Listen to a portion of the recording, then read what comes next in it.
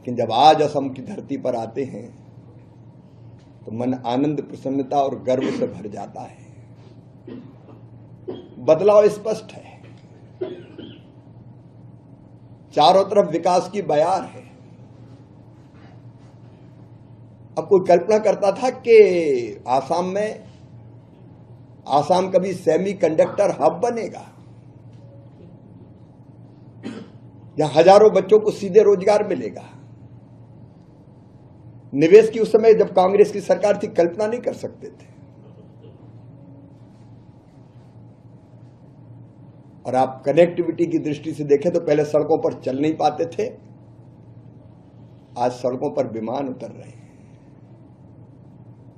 60 साल में 3 पुल, 10 साल में 6 बन गए और कई बन रहे हैं। मैं एम्स की बात करूं कि मेडिकल कॉलेजेस की बात करूं, एजुकेशनल इंस्टीट्यूशंस देख लीजिए आप।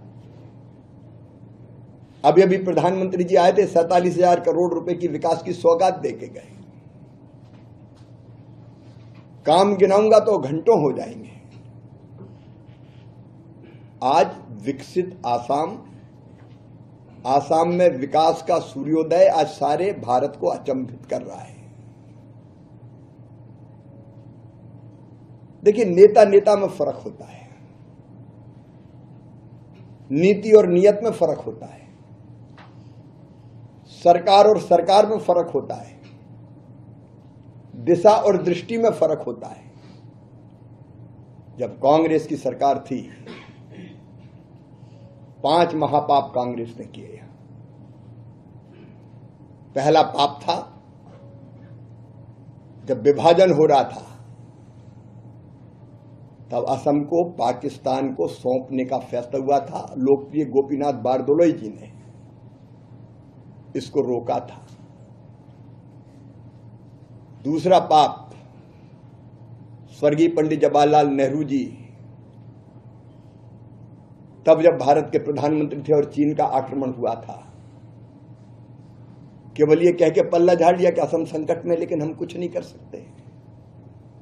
तेजपुर में उस समय क्या हुआ, बैंक के कहते हैं ब्रांच मैनेजर को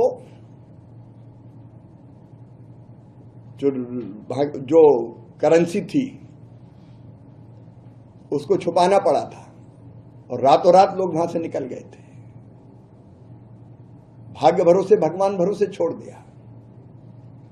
तीसरा महापाप कांग्रेस की सरकारों ने किया, घुसपैठियों का गढ़ बना दिया इसको।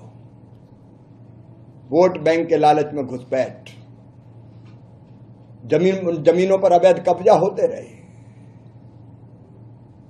घुसपैठी आतंक का पर्याय बन गए। काजीरंगा तक को नहीं छोड़ा।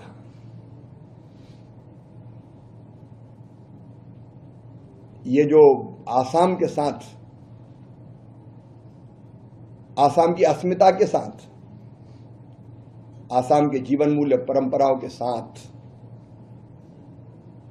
ऐसा विश्वासघात किया कि जिसको आसाम कभी भूल नहीं सकता। आसाम के महापुरुषों का अपमान, लोकप्रिय गोपीनाथ बारदोलाई जी, भारत रत्न कांग्रेस ने नहीं दिया कभी। हमसे जुड़े रहने के लिए हमारे YouTube चैनल को सब्सक्राइब करें और नई वीडियो की नोटिफिकेशन के लिए बेल आइकॉन को दबाएं।